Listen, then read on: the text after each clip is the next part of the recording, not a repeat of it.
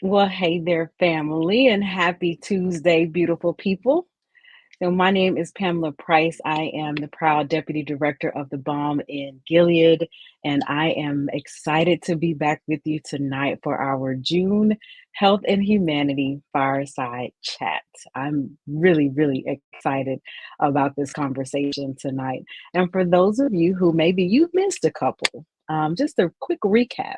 So we were so pleased to launch this series with none other than our visionary leader and CEO and founder of the Balm in Gilead, Dr. Pernessa Seal, where she and I got to have a really amazing conversation looking at the historical aspects of our health and kind of where we've been, where we are, and perhaps where we're headed.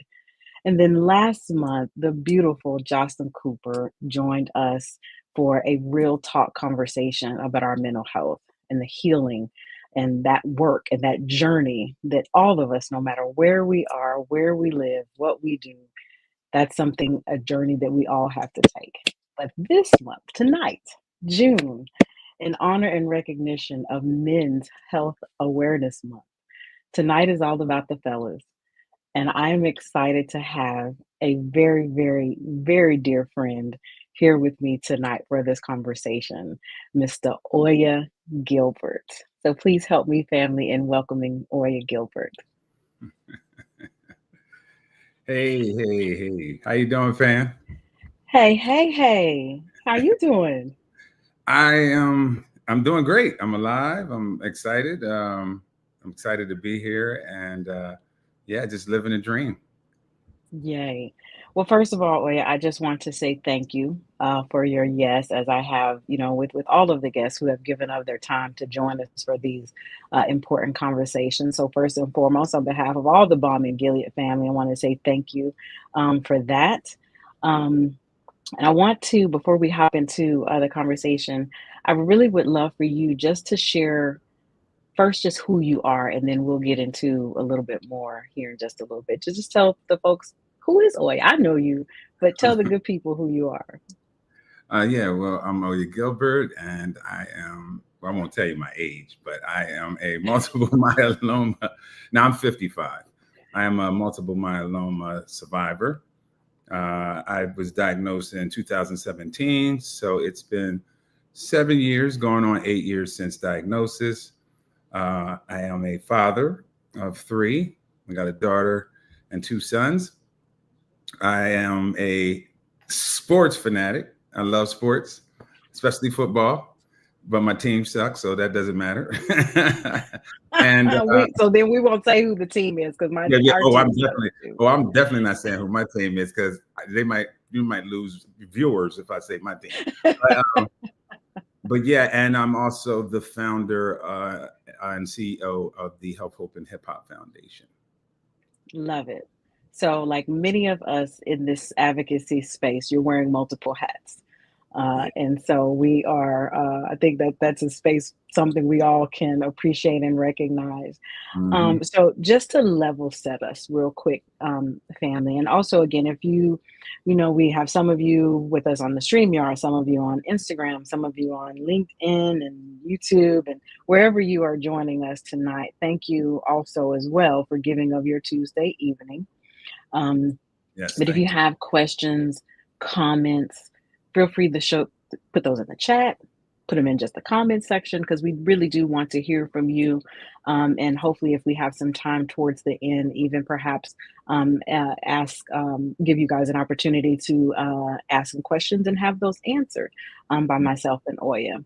But outside of it just being June and it being Men's Health Awareness Month, one of the reasons I think this is a year-long conversation is Mm-hmm. that our men's health really does matter, right? Yes. And So I want to level set us with three key facts, family, because y'all know I'm big on the data, big on Give, the facts, right? give it to them. Give So it. when we think about our men, when we think about the fellas, our husbands, our partners, our brothers, our uncles, our cousins, nephews, men's life expectancy is almost 6 years less than women's life expectancy. The average life expectancy of a man in this country is 74.8 years Wow. compared to 80.2 years for women. Wow. So That's that's terrible. horrible, Horrible. horrible. Hmm. So that's one stat. Second one, and this one is something very near and dear to my heart because mental health is a part of every conversation that you're going to see if you join these series each month because mental health is central and it's essential really for any other type of health that we may be thinking about. So for our men, they die by suicide at a rate that is 4 times higher than women. Wow. Wow. I didn't know that. That's crazy. Crazy, crazy. Wow. When I think about, I mean, first of all, I would think the ratio doesn't stand out great for us in a lot of areas. And we probably gonna talk about it later, getting back to the root cause, because I always like to get to the root cause. Yes. This ain't my show, my fault. Let you do your thing. No, you good. Because again, this is the chat, right? And that's what we want. This is the conversation, and we hope, family, that whatever that Oya and I share with you tonight, that you don't keep this information to yourself. I True. hope those stats were alarming to you. Me and Oya see data and statistics and disparities and equities, and I know the work that we do, but sometimes there are just certain things that just glare at you. And that suicide 4 times higher That's than women. Yeah. And no one talks about the mental suffering our men and our young boys and our young men are experiencing. And Yeah. then the last one is probably a stat that you'll be a little bit more familiar with and gets a lot more attention. And that is the fact that heart disease is the number one killer of Mhm. men. We Mhm. hear it a lot for women, but it's just like we hear about the women. It's like, well, what about the men in our lives? Mhm. Heart disease is also their number one killer. And cancer Oh Lord, here we go. is is the second. Mhm. That's prostate. That's blood cancers. Mhm. Even breast cancer. Men can get breast cancer as well. Testicular cancer and all those types. Exactly. So pancreatic cancer. There's colon Yes. cancer. Yes. You It's just name all it. kinds of cancer. Everything on your body can get cancer. That's what I'm gonna tell people. Every Pretty part of much. your body pretty much can get cancer. Pretty much. And so that's why this conversation is important. Because Mhm. I know all month, it's June 17th, and I know all month, I hope you guys have been getting information or seeing things from the bomb or from Oya or from other partners about men's health. But Right. tonight's conversation, again, is really just to paint that why when we leave June and we head into July, and there'll be 10 other awareness months and Exactly. observances, we cannot forget these numbers that we just talked about, and we cannot forget this information that I hope will encourage you, that will inspire you, that will hopefully when you leave and get off here tonight with us, you will go call your Mhm. brother, Mhm. call your uncle, call a man in your life that you have not spoken to in a long time, your papas if they are still alive, your great grandpas if you're still blessed to have great grandparents that are still alive. And Right. if you're at home and you like me, go on downstairs and love on your husband and tell him thank you and what did he eat today. And again, we're going to make sure that our men do not get left out of our health Yeah. conversations.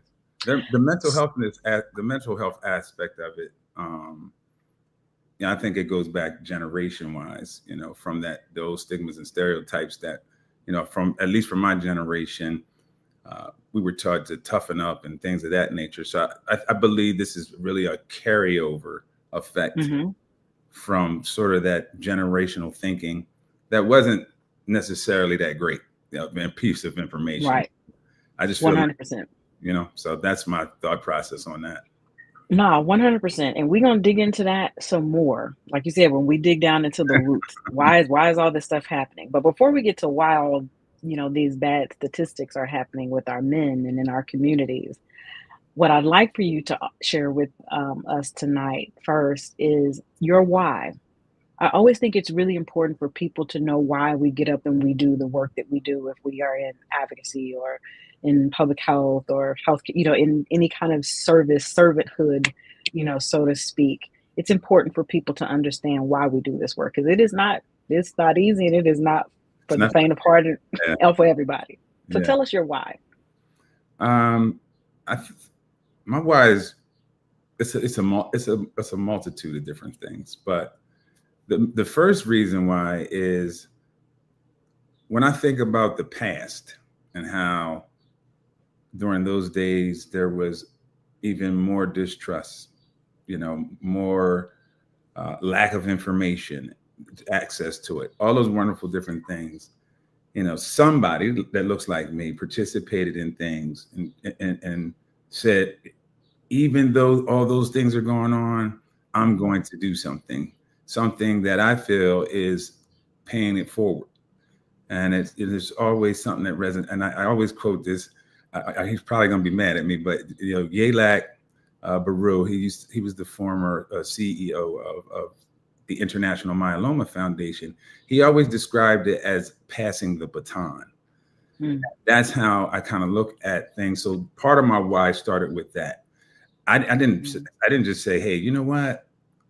I'm raising my hand. I want to be an advocate. Like I don't think you do that. I think it's something that just happens to you and it overtakes you. So the why became first, man, let me tell a couple of my peoples, my homies.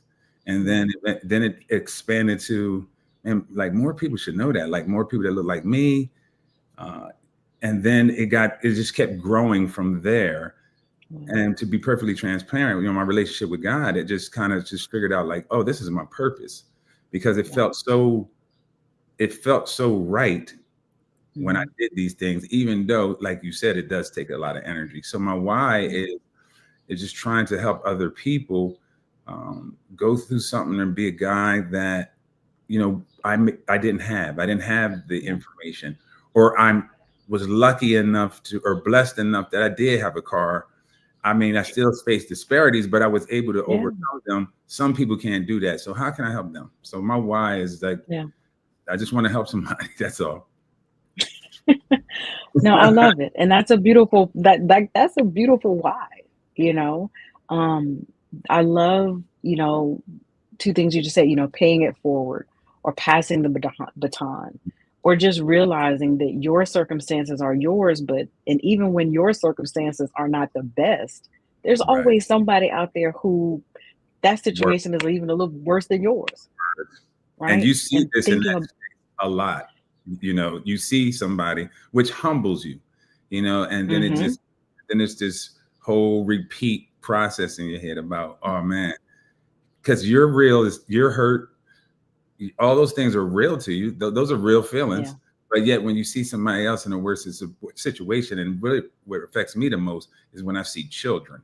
That's when yes, I see how much they way tougher than us. But that's a whole nother program. But the point, that's when it really humbles me and hits me like, man, they yeah, haven't even seen life. At least I've seen 55 years. Do you feel me? Like that's yeah, resonates. yeah. It's like these children haven't even begun to see life.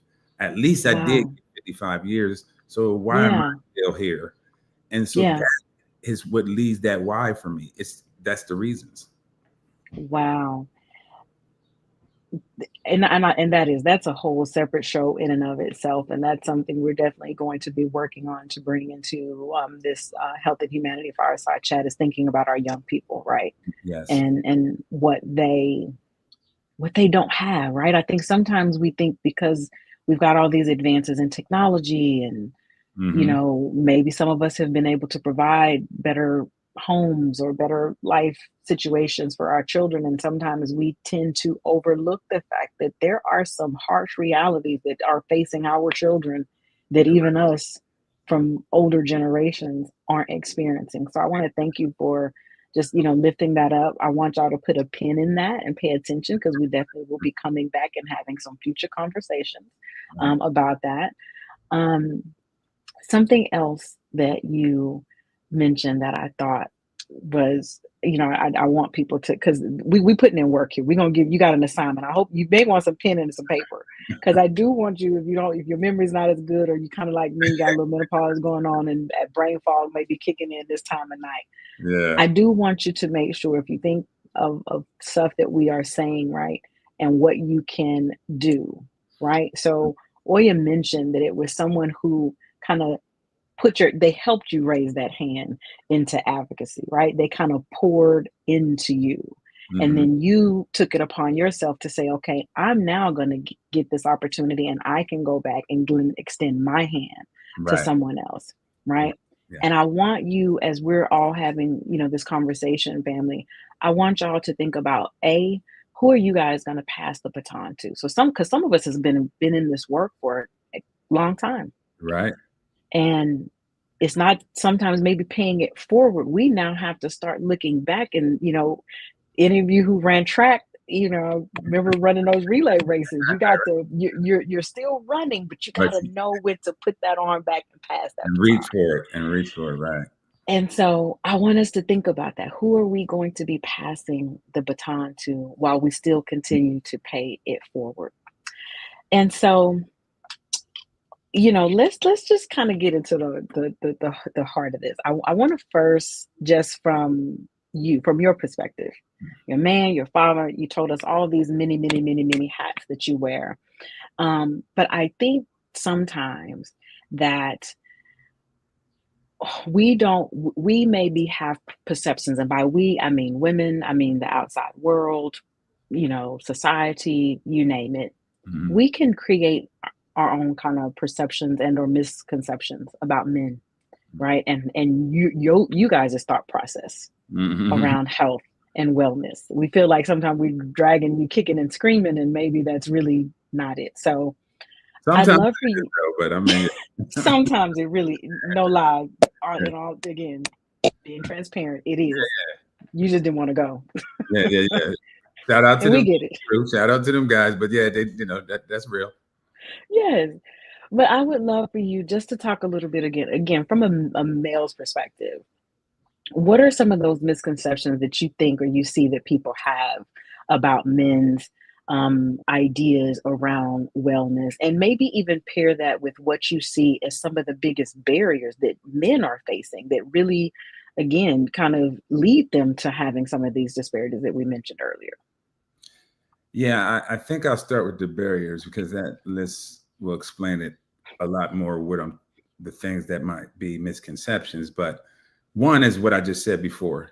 The way the thought process back in the day. Men don't cry, and you should, tighten up. I mean, that was one of my sayings. You need to tighten up, and so just culturally, we've been trained as men to suppress these emotions and things of that nature, even though God made us both of us with emotions. But Right.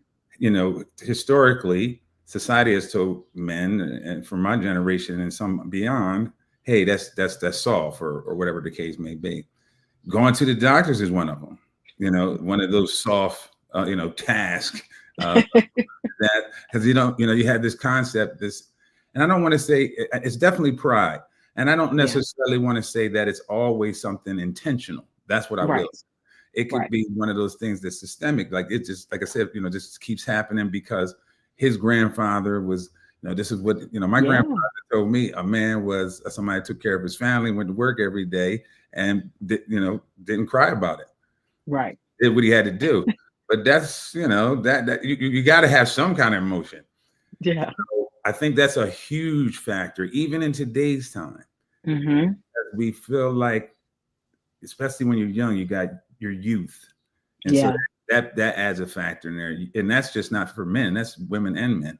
Yeah. I think I think because of the different things that women have to be concerned about, I think Mm-hmm. that makes them more susceptible to going to the doctors because you guys have Okay.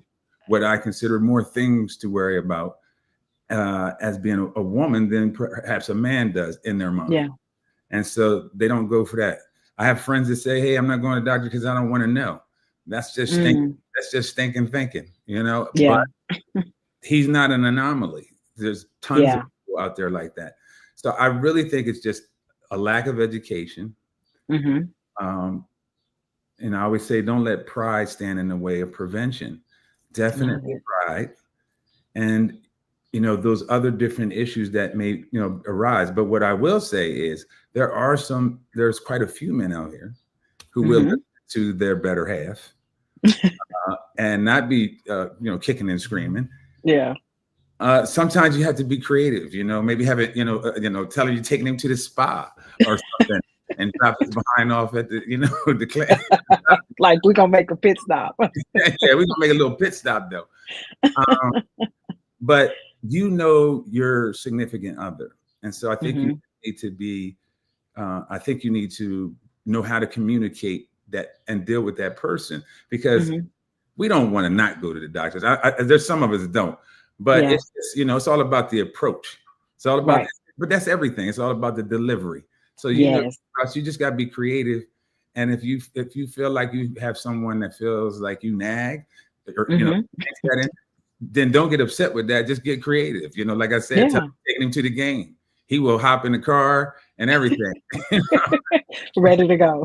Ready to go. But I think that, but in all seriousness, I think those are the things that are barriers. And I think the misconception some women might have is that we don't think about our health. I think we Mm-hmm. do. I think we think about it a lot, but I think a lot of times men are scared because they're in a position of what I just told you. They feel like they Yeah. be the breadwinner. They feel like they weak if they share this type of information. Mm-hmm.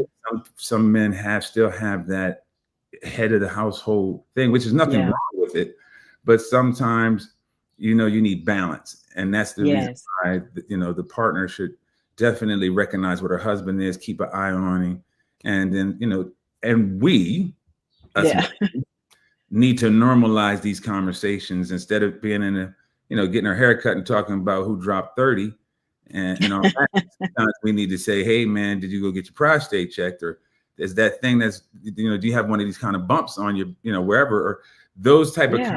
conversations have to become just as normal as if we Mm-hmm. talk about sports stats. Love it. And that actually really like dovetails perfectly. And first of all, I hope y'all catching some of these gems, right? Don't let pride, okay, stop you from, was it pride? Don't stop your prevention, right? Yeah, don't let pride stand in the way of Of prevention. prevention.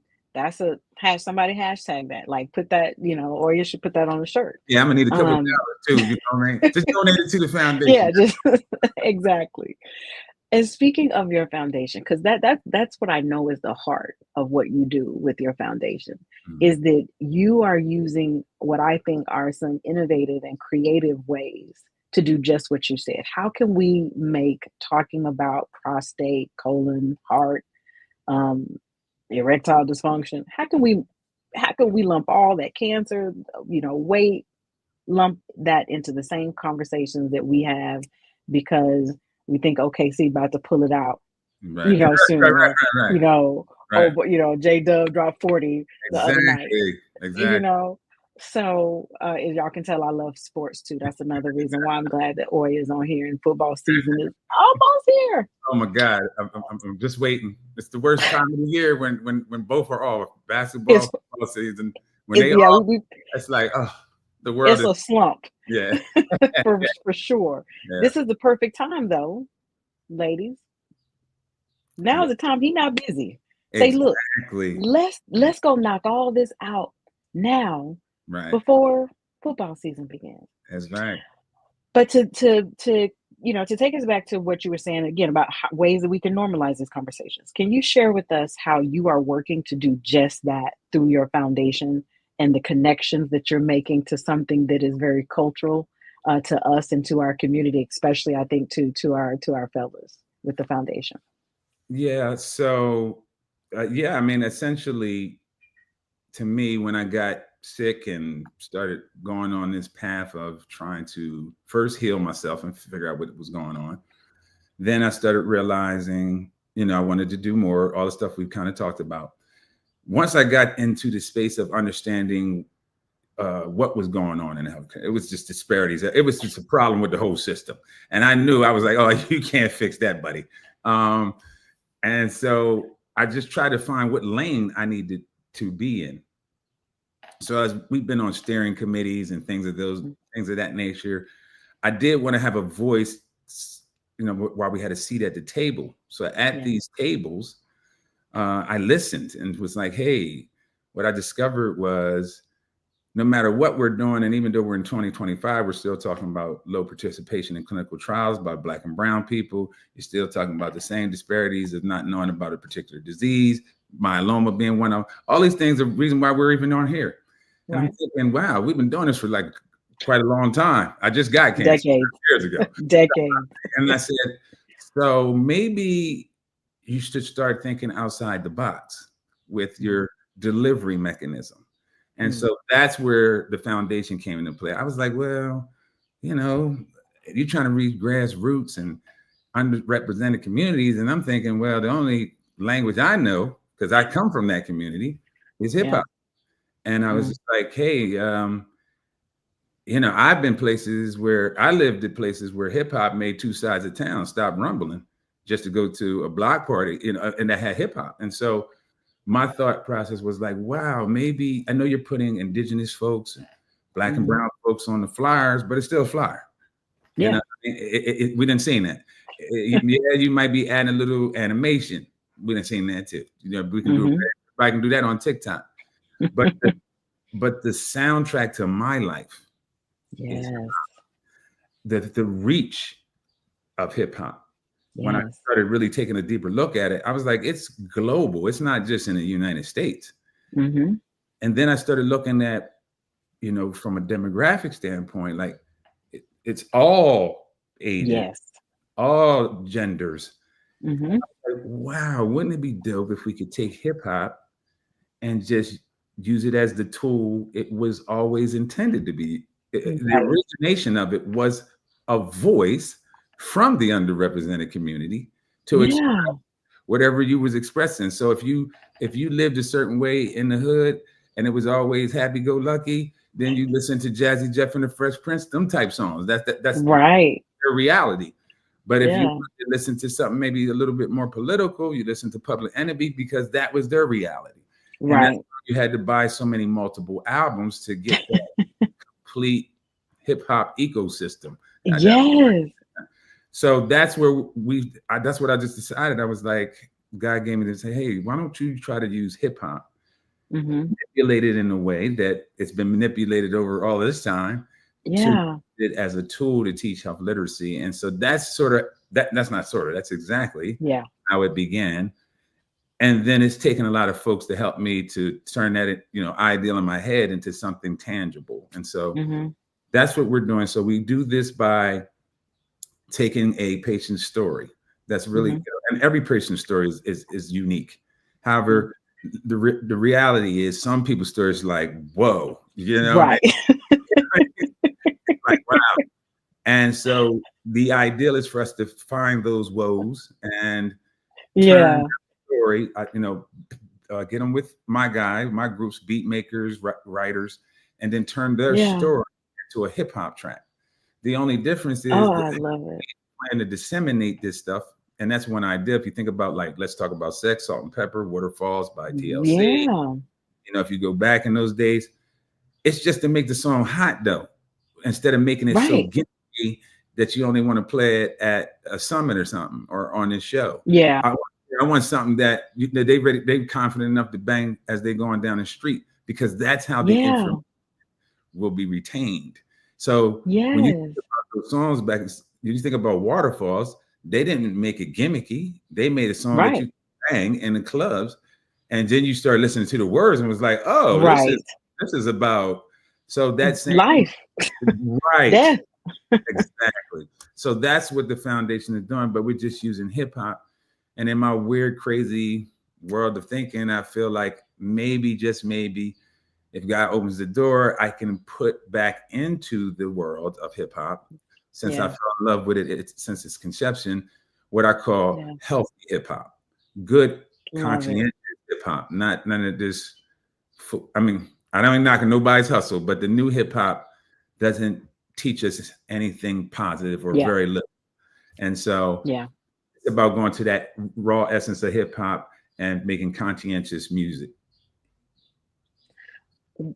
First of all, I love it, and I don't know. I can't even tell you how many songs popped into my head. I know I've initially when you was like, "Whoa," you know that song, Yeah, "Whoa," yeah, popped yeah, into my right, head. right. It's like, "Whoa," and Yeah, then it's like, exactly. "Whoa." Exactly. See, and that's what lyrics do. And I'm sure everybody who's listening probably remembers Schoolhouse Rocks. I'm sure they remember Yes, the whole thing, like I'm just a bill. Yes, I'm only. yes, But see, that was like I was like 8 when that came up. But look at the power yeah, of lyrics and music. It is right, there's scientific information about it, but I'm just yes, hip hop as that tool. But just think about things like you remember from Sesame Street. They were sung in rhyme, yes, and so that's just really yes. And you bring up a really, again, I think sometimes people, they may look at what you're doing through your foundation and you're using not just a form of music, but you're using a form of music that I think, like you said, a lot of people want to relegate it to just one demographic of people. They want to hmm relegate it to something that is not informative, that is destructive in its nature. And I correct. love that you are saying, no, we're going to reclaim this narrative. This was never what hip hop was ever intended to be. And this is what, Exactly. if we use it properly, it can be. And like you said, it is universal. I know people don't like to, some folks who maybe don't want to hear that or believe it, but hip hop is universal. Absolutely. Um, and I think even understanding, like Keisha Curry, just said, music is the most therapeutic source we have. And it is. And It's you just, ancestral. I mean, this ain't like I'm just coming out yes, last week with this. You can go back in yes, history and understand the power yes. of music. Yes. Um, the science piece of it, right? So I Mhm. think some like when you look at it, there's scientific research that Yes. shows why is it that something that we heard when we were 6, 7, 8, like Schoolhouse Rock, hmm why is it that when you're teaching a child their ABCs, you sing the ABCs? Yeah. You don't point to the board and say that is A. You Right. sing it.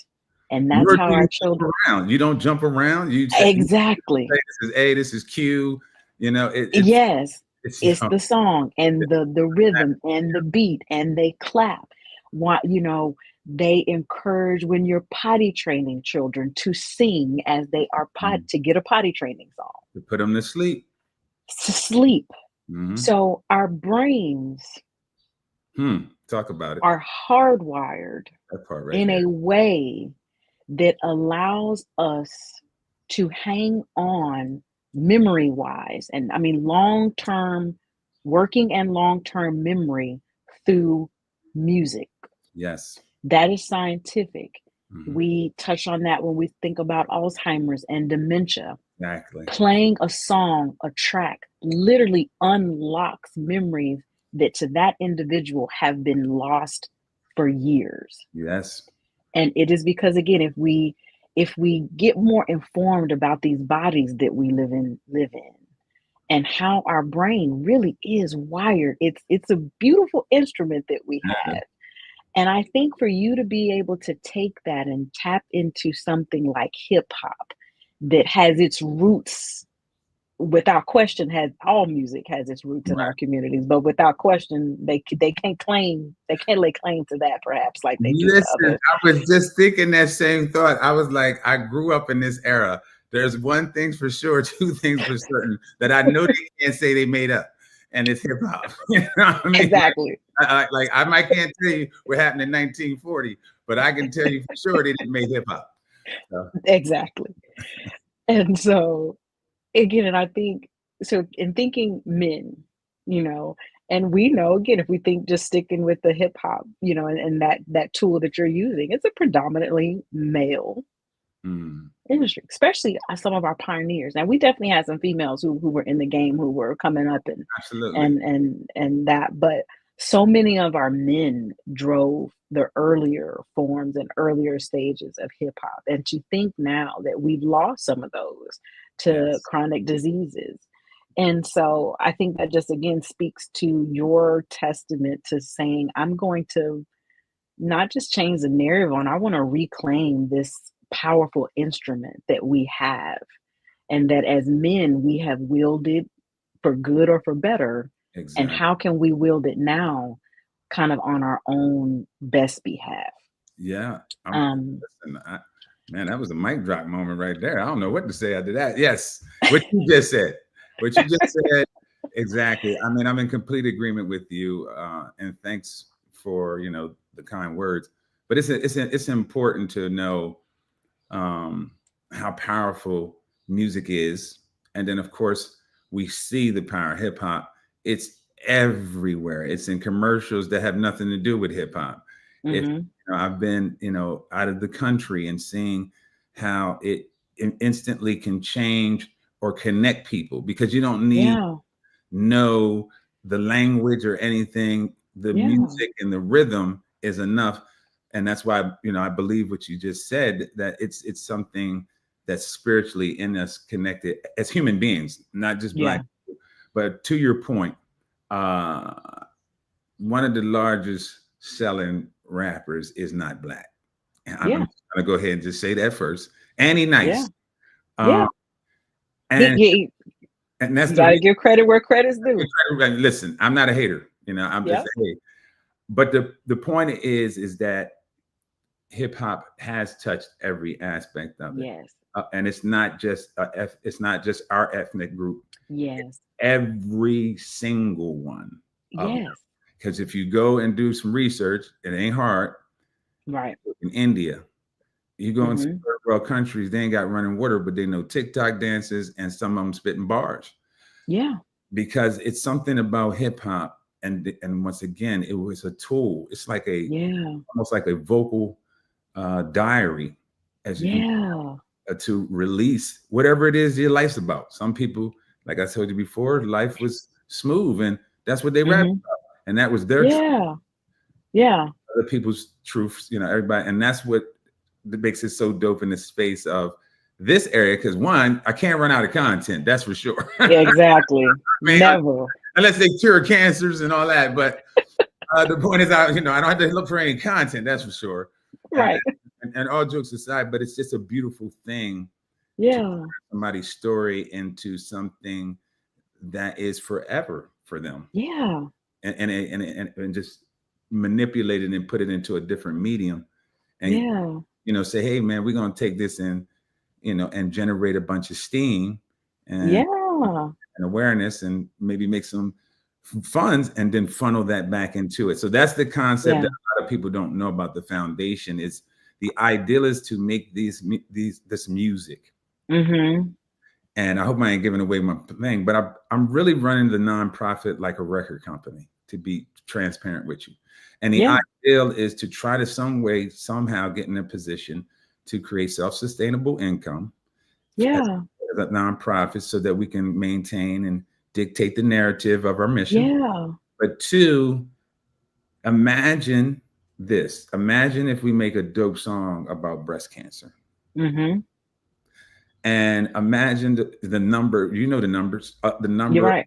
out here with breast cancer and those that don't know and all that, and get behind it. And just say, perhaps this song or this thing we make was streaming for 50 cents, Right. $1.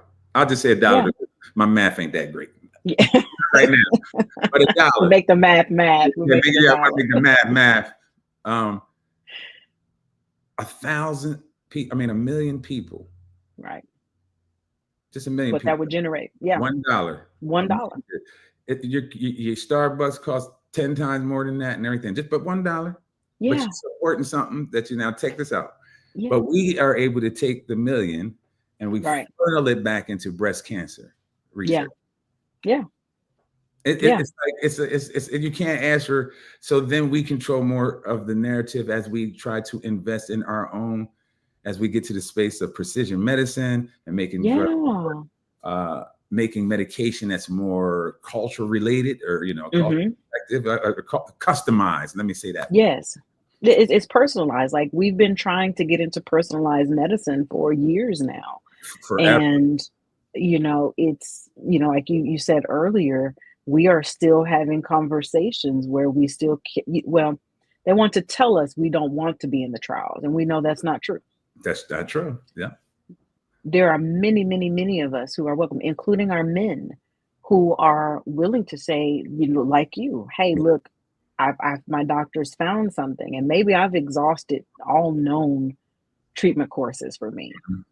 But I've Yeah. got a really good partnership with my provider, and Right. we're going to go into this. And so I think just even knowing where that is headed and knowing the importance of making sure that not only do our men have seats at the table so that they can dictate what the narrative is, so that they can have their voices heard and not heard through a wife or I mean, if you're a minor, you're going to have to let your mother do it. But, you know, can't get around that. Mama gonna have to be in there in some shape, fashion, or form. But for having the females feel like it's our voice and we're speaking on behalf of, I think Right. we want to be able to say, no, this is my husband's voice or my uncle's voice. This is my grandfather's voice, and I need you to hear his voice. Right. That's heavy. Yeah, You that's heavy. know, his voice is different. Children respond most in most houses. Yep. You're right. I know where you're going with it. Yep. In most houses, I can say the same thing 20 times, Right. kindly, nicely, harshly, yelling, Yeah. whatever. Pops come in there. He's One time, and it's over with. one time, like one time. Yeah. That's the importance of the part about I had when you were talking just now, I got some nuggets out of that, and the one you talked about was his voice and all that. The one thing I thought about is that we need to go to the doctors, because if you don't do it prior to, then you are letting them dictate your treatment.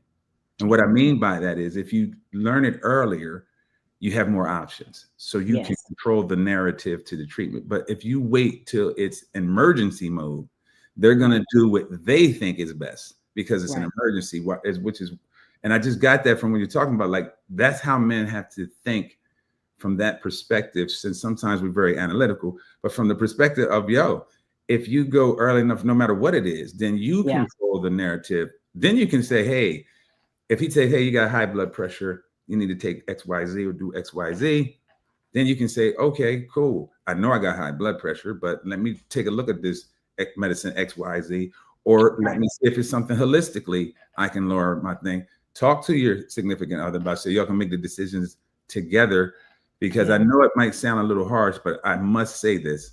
Yeah. I do believe it's one of the most selfish things a man can do is to keep his health hidden from his family and not do something about it, especially when he knows something's wrong. And the reason why I think it's selfish is because you, the person, you might feel like you making a choice, but you only making that choice for you, because you got significant other, you got children, or whoever cares about you that want you around. And I'm quite sure if they knew what was wrong with you, they would take you to the doctor. So that's why I think it's a very selfish act. And if it sounds harsh, I want it to sound harsh to men, because I really want them to stop having that thought process as they navigate through whether they want to go to the doctors or not. We need to go to the doctors. You take your car to the shop. You don't let that sit around for whatever it is. Keep that fade tight, right? Whatever it is you into, you don't let that. If you're in a video games, you're making sure you're dusting it off. You make sure the controller work, and when it don't work, you are trying to get a new one. You don't want nothing to impede your gaming. Why? We got to have that same energy. Keep that same energy when you call the doctors up and that thing's hurting on you.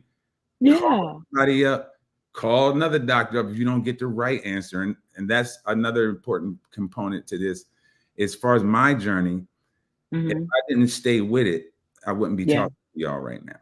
So I think it's important. It's very imperative that you know what's happening with you, because I was perfectly healthy and I went from 0 to 60, and I was trying to find out and couldn't find out. So please go to the doctors, because something you might think you Gucci, but you know what I'm saying? But it's something that can just come out of nowhere. Like this cancer I have that's very aggressive. So go to the doctors, get at the minimum once a year. I mean, minimum. And that's the bare minimum, family. Just try once a year, okay? Just try once a year. Then we'll start adding more things to it.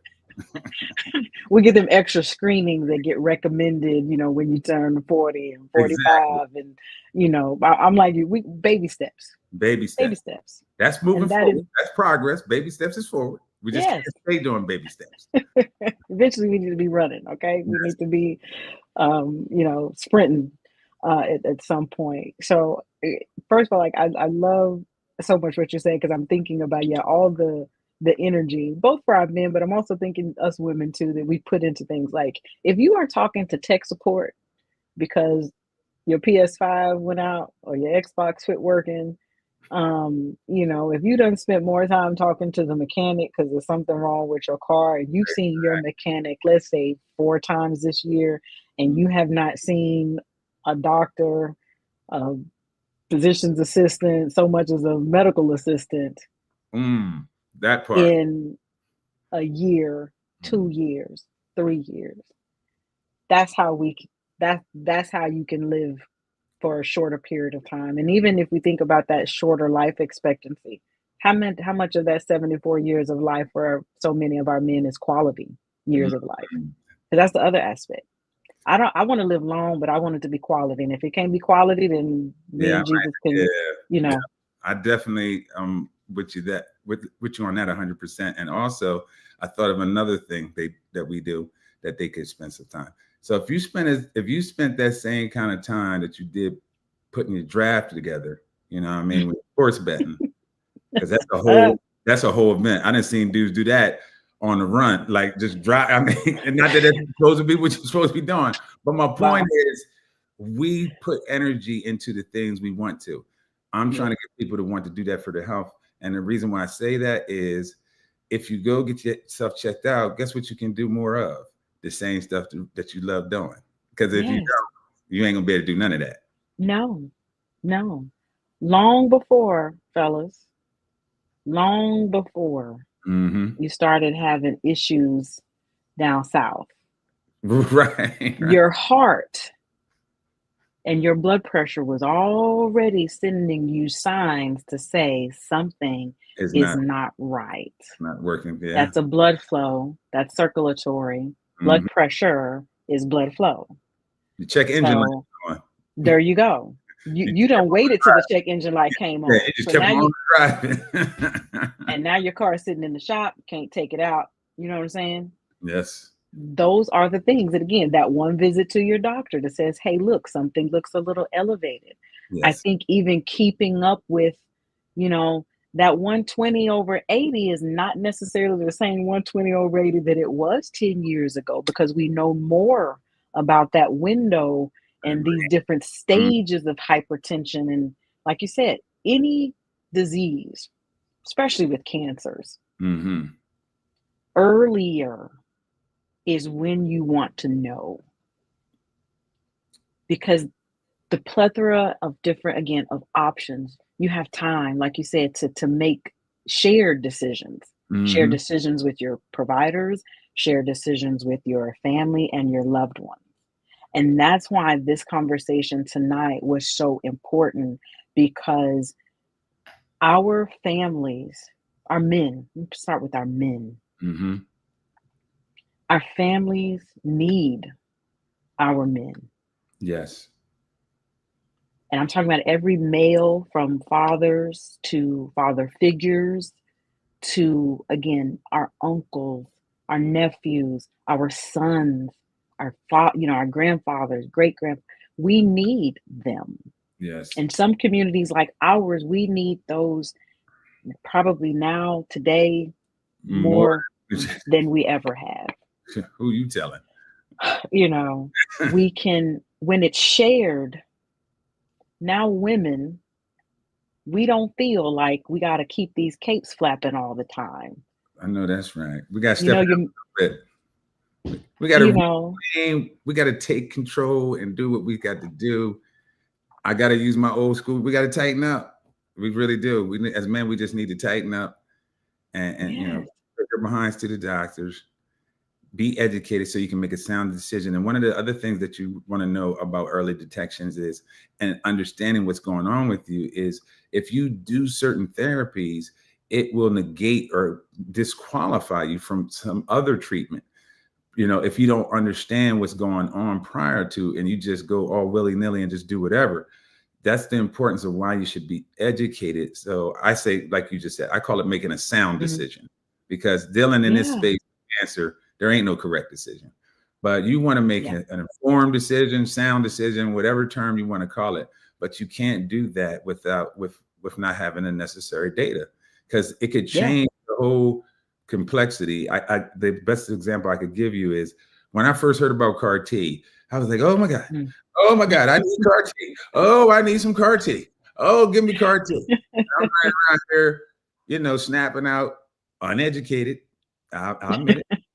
And then I went to John Hopkins and seeing one of the best myeloma doctors there is. And he says, hey, man, at the time, you Yeah. need to fail four different Yeah. types of therapy before you can Yeah. get CAR T. You don't want CAR T, because CAR T, I don't want to give you CAR T, because if I give you CAR Mm. T at that time frame, that means Yeah. things ain't going so well for you. And Yeah. that changed my whole narrative and how I went about from that moment on. I was like, oh, first of all, let Yeah. me get more educated before I start opening my mouth. But Right. two, Because the wrong doctor would have said, sure. but that's the point.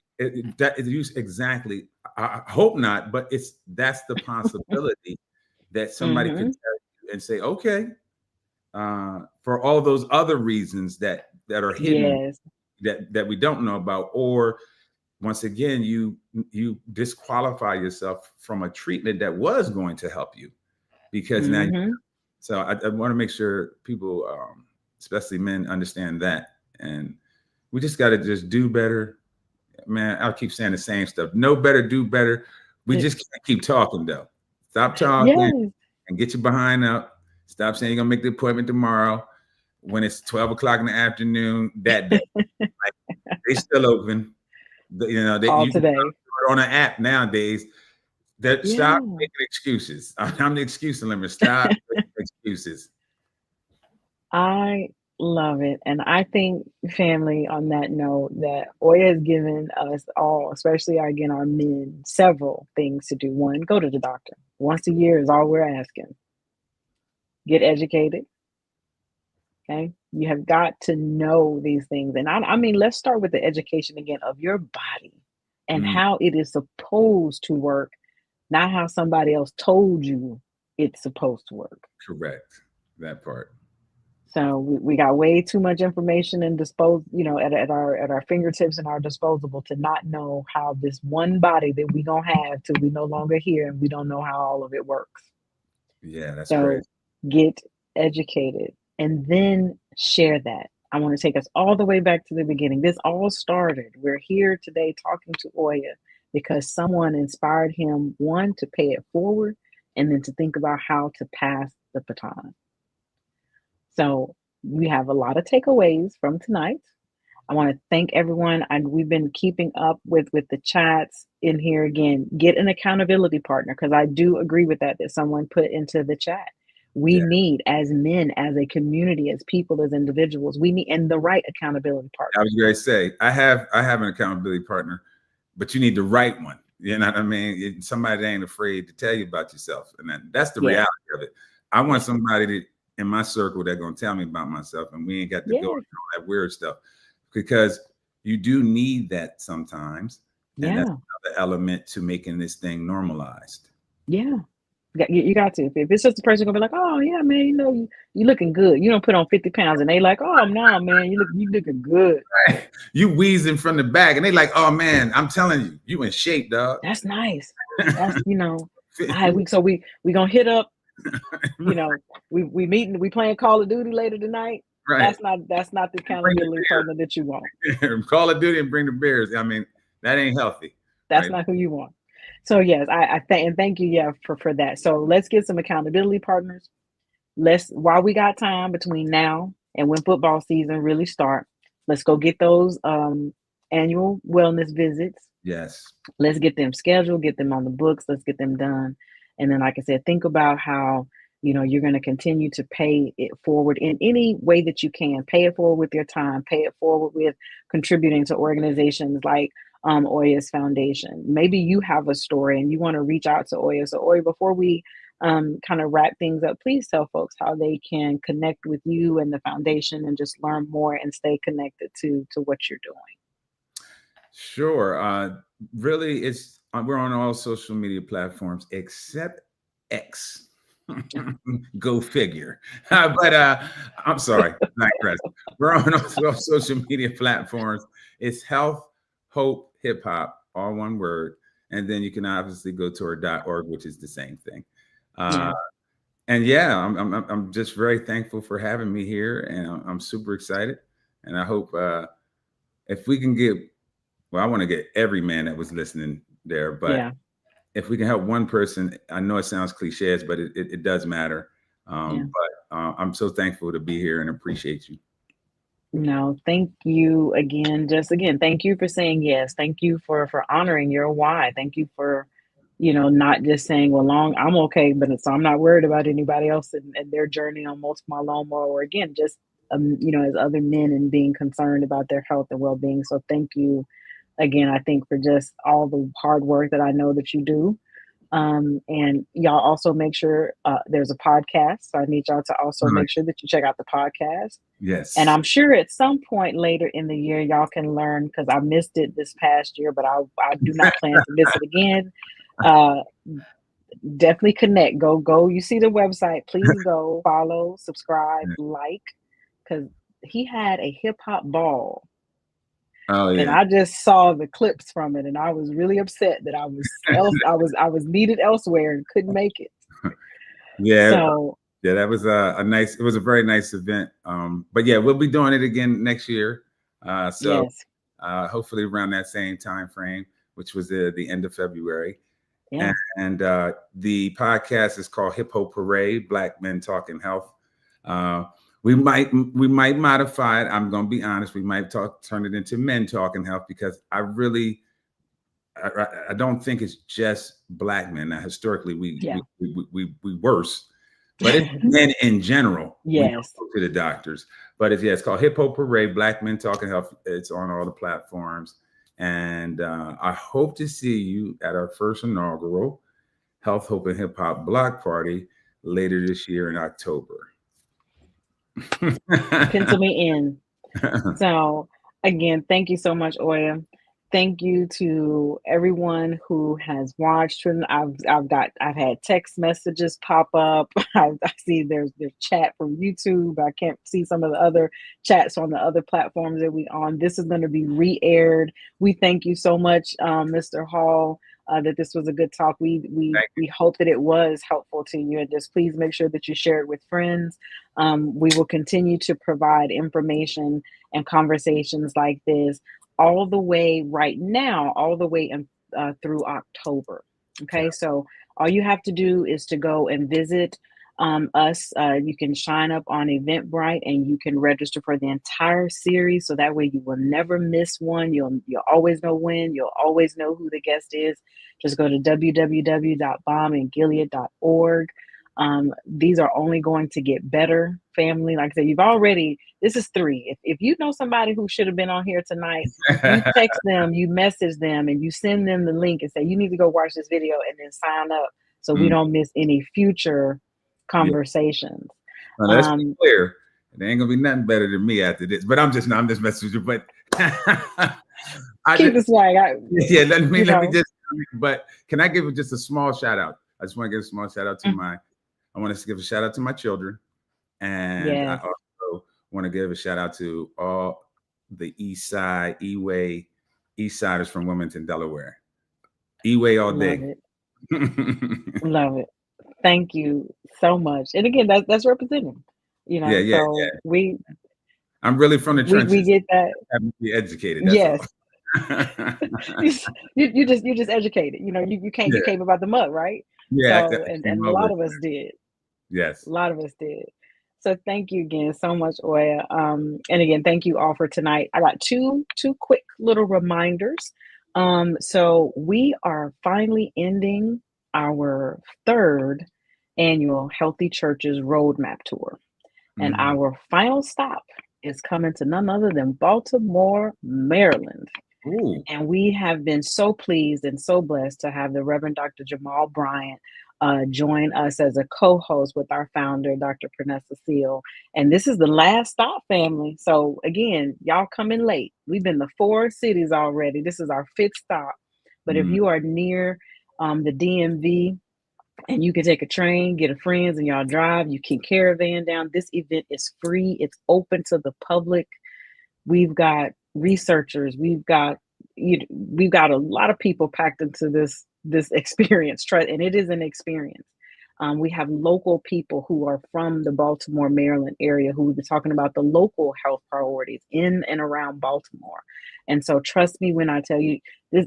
Everything is don't miss, because we're in a critical time right now. People want to keep information like what we are trying to provide at these roadmap away from our communities. They don't want our communities to get access to this information and these tools and these resources, or to know about individuals like Oya and the work that he's doing. And so a lot of that is by design, and the Bomb and Gilead is here to try and do our part, do our role in making sure that the community has access to these partners, and more importantly, access to this information, because it's all about, again, building our own health agenda as we move forward together as individuals, as families, and definitely as communities. So, um, again, visit us at www.bombandgilead.org, or you can go to roadmaptour.bombandgilead.org. Register. Again, it's free. You're going to get fed with food and with information. So, y'all come on, and y'all don't want to miss it. And then the second thing that I want to remind you that I'm really excited for is that registration for Healthy Churches 2030 National Conference. This is our 12th annual conference, family. And Mm. registration is now open. So come on, and this is early. This is your early bird.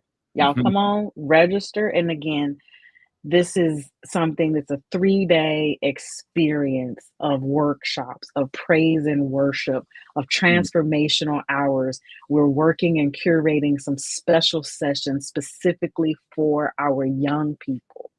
Mm. And so we've got a lot that we're going to give you over these 3 days. So please make sure that you go ahead and register for that now. Tell a friend, and then have that friend tell more friends. Okay. So this is, again, where we're passing the baton, we're paying it forward in all of this work that we do. And again, on behalf of the entire Balm and Gilead family, I want to say thank you for joining us. And I hope to see you at next month's Health and Humanity Fireside Chat. Good night, family.